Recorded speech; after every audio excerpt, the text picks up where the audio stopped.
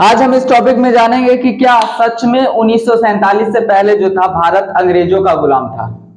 क्या सही में अंग्रेजों ने ही 1947 से पहले भारत को अपना गुलाम बनाया था। आज हम इस टॉपिक में यही जानेंगे, क्या अंग्रेज ने ही 1947 से पहले भारत को गुलाम बनाया था या नहीं। तो हमने टॉपिक को हेडिंग दिया है, ईस्ट इंडिया कंपनी ने कैसे भारत पर कब्जा किया। हमारा जो आज का टॉपिक है, ईस्ट इंडिया कंपनी ने कैसे भारत को अपना गुलाम बनाया, भारत पे अपना कब्जा किया। तो चलिए हम आज इसी टॉपिक पे बात करते हैं, इस मुद्दे की बात में। तो पहला जो हमने प्रश्न लिया, 1947 से पहले क्या भारत अंग्रेजों का गुलाम था। क्या यह बात पूर्णतः सही है कि भारत जो है 1947 से पहले अंग्रेजों का गुलाम था? आप बताइए। यह बात बिल्कुल गलत है। 1947 से पहले भारत अंग्रेजों का गुलाम नहीं था। तो आखिर किसका गुलाम था? यह महज एक कंपनी का गुलाम था और उस कंपनी का नाम था ईस्ट इंडिया कंपनी। दूसरा प्रश्न हमने लिया, कोई प्राइवेट कंपनी किसी देश को कैसे गुलाम बना सकती है। आप सोचे, कहे कि जियो जो है मुकेश अंबानी का कंपनी, वो अमेरिका को अपना गुलाम बना लिया। टाटा क्या कर लिया है, इंग्लैंड को अपना गुलाम बना लिया। क्या यह हो सकता है? महज 150 लोगों का कंपनी, 150 लोग ने जिस कंपनी को स्थापित किया था, उस कंपनी ने भारत जैसे बड़े देश, विशाल देश को अपना गुलाम बना लिया। क्या बजा रहा होगा। तीसरा प्रश्न ने हमने लिया कि ऐसी क्या स्थिति बनी होगी कि 125 लोगों की कंपनी ने 7,000 पाउंड लेकर एक पूरे देश को गुलाम बना लिया। यानी कि 125 लोग जो थे वो 7,000 पाउंड जमा किए और उससे पूरे भारत को गुलाम बना लिया। क्या स्थिति रही होगी उस समय देश की। अगला जो हमारा प्रश्न है, यदि आप किसी से पूछेंगे तो आपको अलग अलग राय मिलता है, ऐसा क्यों? अलग अलग चीजें सुनने को मिलता है, ऐसा क्यों? इसका मतलब है कि लोगों को वास्तविकता पता नहीं है कि देश कैसे गुलाम हुआ था, और यह जानना बहुत जरूरी है। यदि आप एक विद्यार्थी हैं, यदि आप एक सामाजिक कार्यकर्ता हैं, यदि आप एक टीचर हैं, यदि आप एक किसान हैं, यदि आप एक बिजनेसमैन हैं, तो आपको यह बात जानना चाहिए कि हमारा देश आखिर कैसे गुलाम हो गया। चंद लोगों ने मिलकर हमारे देश को कैसे गुलाम बना लिया। अगला प्रश्न हमने लिया, क्या इंडिया को एक प्लानिंग के तहत लूटा गया। और आखिर संजीव मेहता कौन थे। और हमारा जो लास्ट प्रश्न है, हमें कैसे गुलाम बनाया गया। हम आज इसी 6 प्रश्नों पर डिस्कस करेंगे और बाकी का जो टॉपिक बचेगा वो हम अगले वीडियो में, अगले पार्ट में डिस्कस करेंगे। तो देखिए, बात है 1599 की। उस समय मसाले का जो व्यापार जो है बहुत तेजी से ग्रो कर रहा था, और मसालों में सबसे ज्यादा काली मिर्च यानी कि ब्लैक पेपर का। और अंग्रेज लोग, यूरोपीय लोग इसे ब्लैक गोल्ड के नाम से जाना करते थे। सोचिए, गोल्की, जिसको हम लोग गोल्की कहते हैं, उसे ब्लैक गोल्ड के नाम से जाना करते थे। और सबसे ज्यादा जो व्यापार, इस व्यापार में सबसे ज्यादा कोई इंटरेस्टेड था और सबसे ज्यादा इसका व्यापार कोई कर रहा था और सभी को सप्लाई कर रहा था, वह देश था डच। यानी कि गोल्की का व्यापार सबसे ज्यादा डच कर रहा था, वही ज्यादा सप्लाई कर रहा था।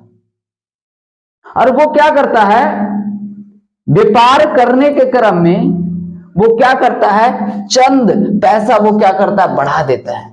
कितना बढ़ा देता है, तो हमने यहाँ पे लिख दिया है कि वो क्या करता है, 5 शिलिंग। उस शिलिंग उस समय क्या हुआ करता था, डच का मुद्रा हुआ करता था। मतलब एक मुद्रा समझ लीजिए, शिलिंग उस समय पैसा हुआ करता था, हम लोग के पास जैसे रुपया, उसी प्रकार से। तो वो गोल्की के व्यापार पर 5 शिलिंग बढ़ोतरी कर देता है, बढ़ा देता है। कौन? डच। इससे इंग्लैंड वाले को लगता है कि डच जो क्या कर रहा है, मनमानी कर रहा है, हमें खुद का व्यापार का स्ट्रेटजी अपनाना चाहिए, हमें खुद व्यापार करना चाहिए, हमें मसालों के व्यापार में कूदना चाहिए। नहीं तो इसकी मनमानी और क्या हो जाएगी, बढ़ जाएगी। और इसी मुद्दे को लेकर क्या करते हैं, वो एक महीने बाद 24 सितंबर 1599 को 24 व्यापारियों, कितना व्यापारी, 24 व्यापारियों का एक समूह सिटी ऑफ लंदन के हॉल स्ट्रीट में इकट्ठा होते हैं। फिर से सुनिएगा, वही एक महीना के बाद जब 5 शिलिंग गोल्की के व्यापार पर बढ़ा दिया गया तो 24 व्यापारियों का समूह 24 सितंबर 1599 को क्या होता है, सिटी ऑफ लंदन के हॉल में क्या होता है, इकट्ठा होते हैं। और इकट्ठा होकर वे स्ट्रेटजी बनाते हैं, वहां लोग आपस में मीटिंग करते हैं और इस मीटिंग में कहते हैं कि डचों का मनमानी को रोकने के लिए हमें इस व्यापार में उतरना होगा। और वो खुद स्पाइस ट्रेड के लिए 125 शेयर होल्डर को इकट्ठा करते हैं। मतलब एक शेयर होल्डर क्या होता है कि अगर आप एक कंपनी खोलते हैं तो कंपनी खोलने के बाद क्या होता है, यदि आप बड़ी कंपनी खोलना चाह रहे हैं और आपको इसके लिए चाहिए क्या, इन्वेस्टमेंट, मतलब पैसा चाहिए। अब पैसा चाहिए तो आपके पास तो थोड़ी करोड़ों रुपया आ जाएगा, नहीं होगा। तो आप क्या करिएगा कि आप अपने बिजनेस आइडिया को किसी दूसरे को बताइएगा कि हम जो कर रहे हैं ऐसा व्यापार करने वाले हैं और इस प्रकार से हम ऐसे चलेंगे तो आने वाला समय में हमारा बिजनेस ग्रो करेगा और जो प्रॉफिट होगा वो सब लोग मिलकर बांटेंगे, उसी को कहा जाता है शेयर होल्डर।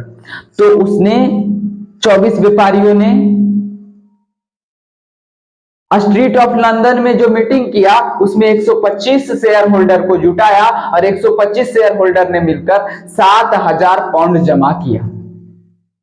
अब शेयर होल्डर मिल गया, एक समूह बन गया, लेकिन अब उनको चाहिए था कि वहां का जो किंग है, वहां का जो क्वीन है, इंग्लैंड में एक्चुअल में राजा नहीं हुआ करता था, रानी हुआ करती थी राज करने के लिए।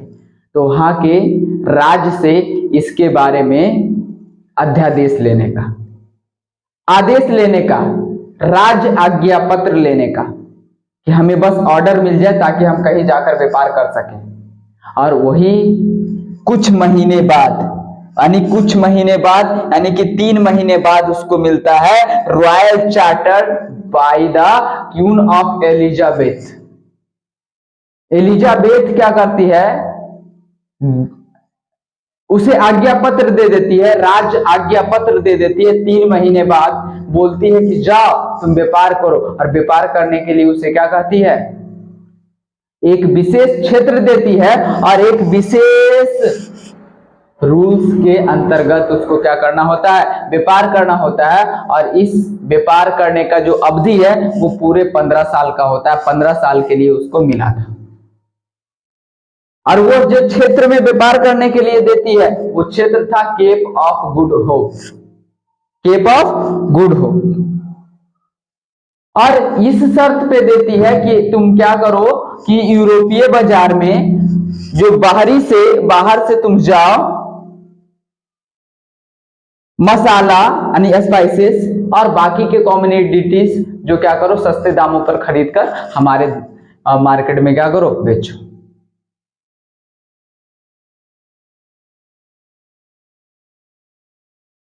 दोस्तों कल हम इस वीडियो के अगले पार्ट को अपलोड करें।